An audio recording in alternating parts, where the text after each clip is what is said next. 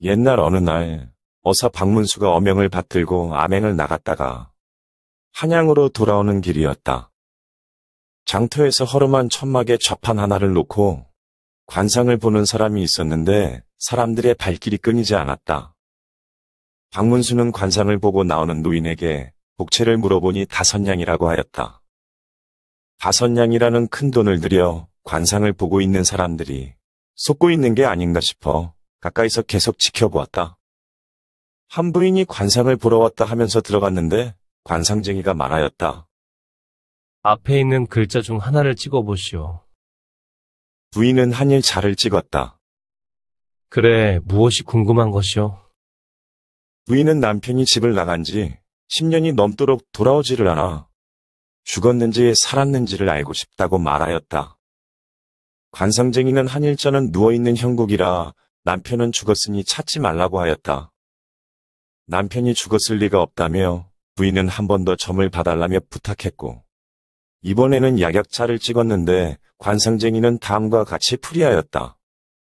풀초 아래에 가운데에 흰백이 있고 양쪽에 실사가 있으며 그 아래에 나무목이 있으니 목관에 실로 꽁꽁 묶인 백골이 있는데 그 위에 풀이 난 것으로 보아 남편은 죽은 지가 한참이나 되었다고 풀이하였다. 넌지시 옆에서 지켜보던 어사 박문수는 그 풀이가 참 신기하기도 하고 그럴싸해 보였다. 그냥 보고만 있기에는 더욱 의구심이 들어 자신이 직접 관상점을 보기로 했다. 박문수는 점을 봐달라며 천막 안으로 들어갔고 관상쟁이가 글자 중 하나를 찍으라고 하자 박문수가 전복자를 찍었더니 갑자기 관상쟁이가 큰 절을 올리며 아이고, 어사님 아니십니까? 저는 잘못한 게 없습니다. 라고 말하는 것이 아닌가? 어사 박문수는 너무 신기하여 어떻게 알았는지 풀이를 해보라 하자 한 사람이 서 있는데 점 하나를 찍은 것이 마패를 들고 있는 암행어사의 모습이라 말하였다. 그러면서 자신은 사리사욕으로 점을 보는 것이 아니라 봉행에 바치는 것이니 선처를 베풀어 달라며 빌었다. 어사 박문수는 알았다고 대답을 하면서 자신의 신분을 알아낸 것이 신통하여 고개를 갸우뚱거리며 천막에서 나왔고 동네 거지 한 명을 데리고 와서는 옷을 입혀 용모를 단정하게 하였다. 거지에게 5냥을 주면서 관상쟁이에게 가서 점을 보라 일렀고 자신은 먼발치서 지켜보았다. 얼마 후 거지가 점집에서 나와 박문수에게 말하기를 제가 전복자를 찍었는데 글쎄 거지인 것을 단박에 맞추더니 무슨 일로 점집에 왔냐며 물었습니다. 그리고 한 사람이 서 있는데 점 하나를 찍은 것이 바가지를 들고 있는 모습에 영락없는 거지라고 풀이해 주었습니다. 어서 박문수는 같은 글자를 가지고 하나는 마패요, 하나는 바가지라 하니 신기하리만큼 점을 잘 보는 신통한 관상쟁이라 여겼다. 그 길로 궁에 입성한 박문수는 임금 영조를 아련하여 보고를 드렸다.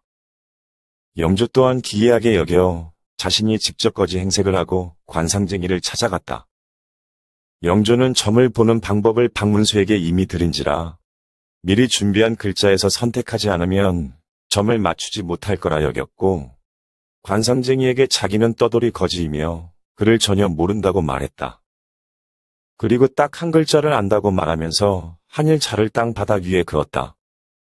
그러자 한참 거지를 바라보던 관상쟁이가 갑자기 절을 올리더니 벌벌 떨며 전하, 무슨 일로 이 누추한 곳까지 행차하셨나이까? 하며 말을 하는 것이 아닌가? 자신이 누구인지를 정확히 맞춘 영조는 너무 놀랐지만 모른 척하며 말했다. 이런 사기꾼을 보았나? 거지를 어찌 임금이라 하오? 거지에게 임금이라 하니 큰일 날 소리를 한다며 으름장을 놓았다. 관상쟁이는 여전히 벌벌 떨면서 풀이를 하였다. 땅 위에 한일자를 그었는데 땅은 토이고 그 위에 한일자를 합하면 임금이 된다고 하였다. 그 풀이가 기겁할 정도로 정확하였지만 영조는 자신은 임금이 아니라며 버럭 소리를 질렀고 끝까지 자신의 신분을 밝히지 않은 채 점집을 나왔다. 궁으로 돌아온 영주는 얼마 후 자신과 비슷한 나이의 거지를 수소문하여 데려왔고 지체 높은 대감으로 변장시켰다. 그리고 수십 명의 포졸과 하인들을 대동한 고관대작 행차를 준비시켰다. 그리고 관상쟁이에게 가서 점을 보라 일렀다. 대감으로 변장한 거지는 백성들의 시선을 한 몸에 받으며 장터에 도착했고 말에서 내려 천막에 들어가 관상쟁이에게 말하기를 나는 당신이 써놓은 글자를 찍기보단 땅바닥에 글을 쓰고 싶다고 했다. 관상쟁이는 흔쾌히 그러라고 대답했고 거지는 영주가 그랬던 것처럼 한일자를 땅바닥 위에 그었다. 천천히 바라보며 생각을 하더니만 무슨 연유로 대감으로 변장하여 나를 찾아왔는지 모르지만 당신은 거지요. 라며 말하였다.